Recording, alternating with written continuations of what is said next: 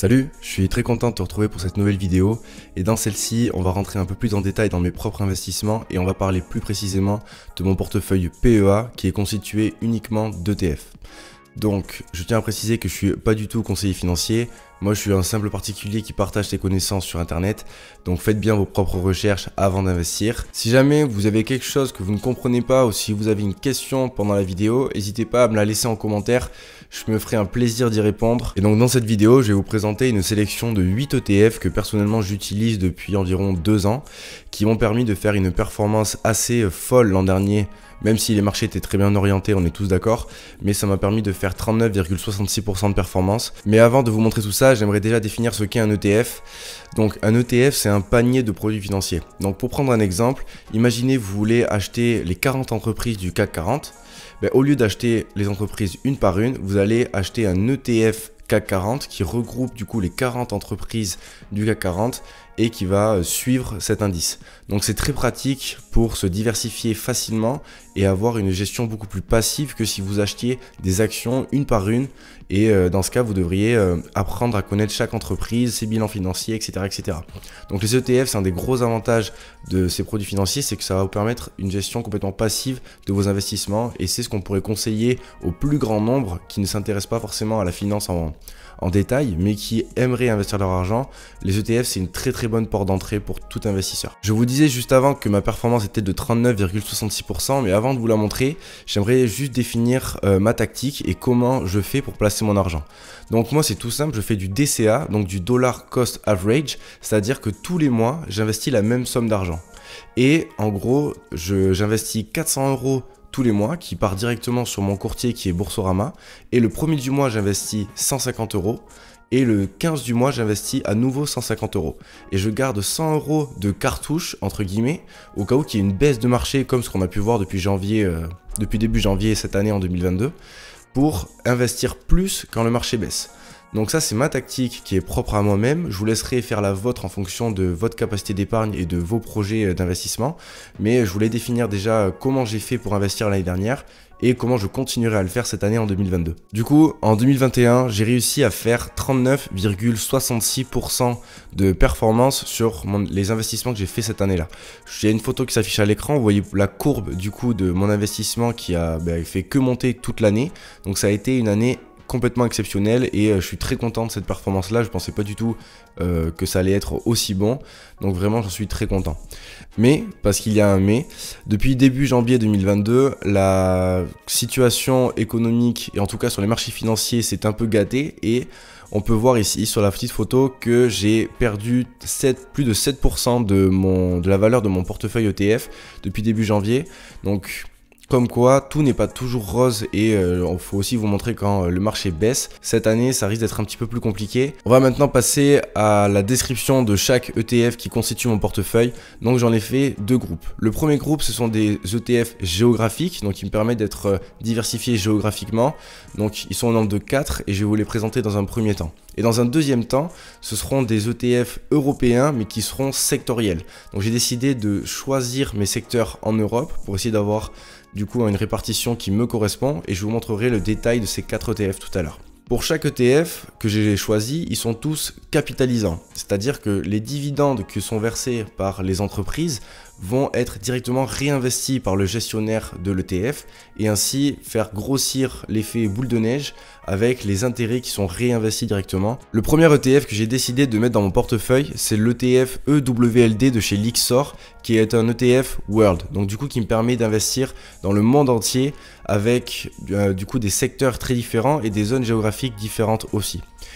Les frais de gestion sont de 0,45% et la performance l'an dernier a été de 32,28%, donc une performance vraiment colossale par rapport à d'autres années. Au niveau des différentes positions que détient cet ETF, on va retrouver des grandes capitalisations américaines qui sont très connues de tous, telles que Apple, Microsoft, Amazon, Tesla, et il est surpondéré au niveau de l'Amérique au niveau des secteurs géographiques avec 67%, mais il permet d'être un petit peu plus réparti que les ETF suivants que je vais vous présenter qui sont uniquement au niveau des États-Unis. Donc là on peut voir qu'il y a un peu d'investissement au niveau du Japon, du Royaume-Uni, du Canada, de la France, de la Suisse. Donc ça permet d'être assez diversifié géographiquement. Le deuxième ETF que j'ai choisi de mettre dans mon portefeuille, c'est l'ETF PE500 de chez Amundi, qui est un ETF qui va traquer les 500 plus grandes entreprises américaines, donc le S&P 500. C'est un ETF qui a des frais de 0,15%, donc très faible, et qui a fait une performance énorme de 38,24% l'an dernier. Donc j'ai choisi de mettre cet ETF parce que pour moi les États-Unis sont toujours la première puissance mondiale et ça me permet d'être investi sur les 500 plus grandes entreprises américaines sans avoir à chercher lesquelles performent le plus par rapport aux autres. Et on en revient aux avantages des ETF. Au niveau des principales positions de cet ETF, on va retrouver comme pour l'ETF World des grosses capitalisations américaines telles que Apple, Microsoft, Amazon, Nvidia, Berkshire Hathaway, United Health, qui sont des très grosses entreprises américaines. L'avantage de cet ETF, c'est qu'il permet d'être investi sur les 500 plus grandes capitalisations américaines, mais le désavantage, c'est que aujourd'hui, les 10-15 premières capitalisations boursières américaines sont tellement énormes qu'en fait, c'est uniquement la variation de ces boîtes-là qui fait que l'ETF monte ou descend. Le reste compte aussi, mais de façon moindre par rapport à il y a quelques années. Donc il faut le prendre en compte et savoir que ce sont ces boîtes-là qui vont driver cet ETF. Du coup, ça fait le lien avec le troisième ETF géographique que j'aimerais vous présenter. C'est l'ETF Nasdaq 100, donc PUST, PUST de chez Lyxor, qui me permet d'investir sur les 100 plus grosses capitalisations technologiques au niveau des États-Unis.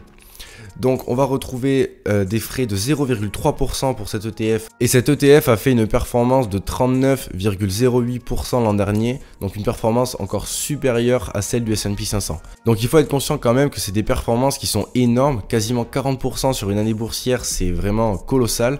Et il faut remettre un peu les pieds sur terre et c'est ce qui se passe depuis début janvier avec la chute des marchés et une chute encore plus prononcée au niveau des valeurs technologiques. Donc cet ETF, l'ETF Nasdaq, a perdu près de 15% par rapport à ses plus hauts. Donc ça nous rappelle que le marché ne fait pas que monter mais il peut également descendre. Au niveau des principales positions qu'on va trouver dans cet ETF, ça va se retrouver encore plus concentré sur les grandes capitalisations technologiques que l'on connaît tous, donc Apple, Microsoft, Amazon, Facebook, Alphabet, Nvidia, etc. etc. Pour être clair avec vous, j'ai décidé de surpondérer ces secteurs-là parce que pour moi, ces boîtes-là ne sont pas arrivées à des telles capitalisations par hasard. C'est des boîtes qui génèrent énormément d'argent, qui sont extrêmement bien gérées et qui permettent d'avoir à la fois la solidité de ces grosses boîtes américaines et également profiter d'une croissance. Parce qu'on voit là avec les derniers résultats trimestriels que ces boîtes-là arrivent à surpasser encore les prévisions des analystes. Donc ça me permet d'être surpondéré sur ces boîtes technologiques et profiter de leur évolution boursière qui n'a de cesse de grimper ces dernières années. Le quatrième ETF géographique que j'ai choisi, on en a parlé un petit peu tout à l'heure, ça va être l'ETF PASI, donc P-A-A-S-I, de chez Amundi, qui a des frais de 0,20% et qui me permet d'être investi sur la zone géographique asiatique avec la Chine, Taïwan, l'Inde, le Japon, etc. etc. Ils ont fait une performance l'an dernier au niveau de cet ETF de 1,72%, donc c'est une performance beaucoup moins élevée que les ETF sur américains. Parce que au niveau de la Chine, l'an dernier surtout, il y a eu des gros problèmes au niveau du gouvernement et les investisseurs ont un petit peu fui ces zones-là avec par exemple Alibaba qui a pris moins 50% sur quelques mois par rapport à ses plus hauts.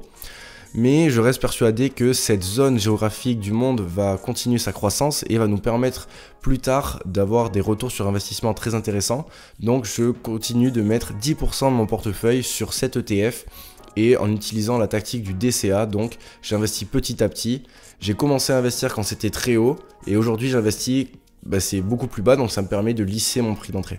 Au niveau des positions qu'on va retrouver dans cet ETF, il va y avoir le plus gros émetteur de semi-conducteurs du monde, donc Taiwan Semiconductor. Et on va retrouver Tencent, qui est une grosse entreprise de jeux vidéo, Samsung, Alibaba, etc. etc. Donc ça permet d'être investi sur les plus grosses capitalisations asiatiques. Au niveau de la répartition géographique de cet ETF, il va nous permettre d'être investi à hauteur de 40% en Chine, 20,57% à Taïwan, et environ 16% en Corée et en Inde, et ensuite de façon plus petite au niveau de la Thaïlande, Indonésie, Malaisie. Avant de passer aux 4 derniers ETF de mon portefeuille, n'hésitez pas à vous abonner si vous aimez le contenu, moi ça m'aide beaucoup à développer cette chaîne et on perd pas plus de temps avec ça, on passe aux 4 ETF sectoriels européens. Tous ces ETF peuvent être retrouvés chez Lyxor et ils sont tous capitalisants comme d'ailleurs les 4 ETF précédents et ils ont tous des frais de gestion de 0,3%.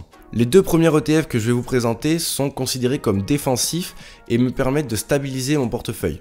Les secteurs défensifs sont des secteurs qui vont continuer de faire des profits en temps de crise comme on l'a pu le connaître avec la pandémie. Le premier ETF que j'aimerais vous présenter, c'est l'ETF HLT qui est investi globalement sur le secteur de la santé. Donc personnellement, je pense que la santé c'est un enjeu d'avenir et avec, comme on l'a pu le vivre avec la pandémie, mais aussi l'obésité qui augmente petit à petit, le vieillissement de la population, le tabac, l'alcool, la malbouffe, etc., etc.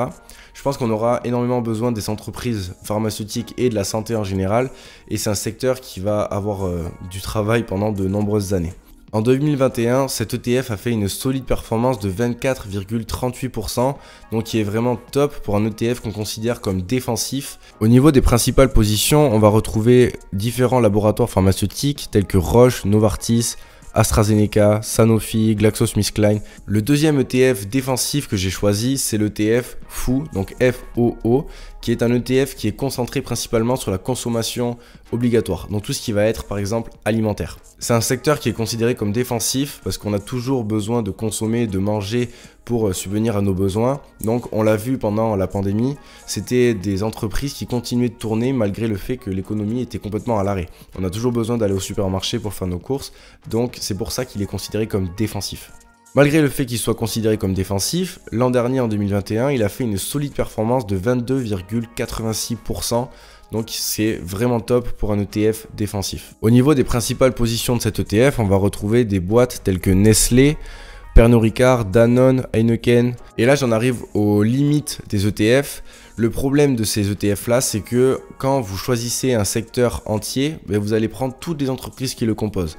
En l'occurrence, là on va financer et on va être actionnaire d'entreprises telles que Heineken, qui sont des entreprises qui font de l'alcool, donc qui peuvent être à l'encontre de votre éthique.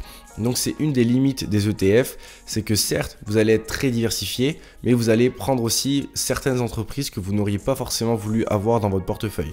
Il me reste donc à vous présenter les deux derniers ETF qui sont plutôt sur des secteurs offensifs, et le premier ça va être l'ETF PHG, donc un ETF qui est concentré sur le luxe européen. Il a fait une solide performance l'an dernier de 20,25% et on va retrouver des boîtes que beaucoup de monde connaît en France également, telles que LVMH, Unilever, L'Oréal, Kering, Hermès, Adidas, etc., etc. Donc c'est vraiment un ETF qui est centré sur le secteur donc textile et luxe européen qui fait des performances énormes depuis quelques années.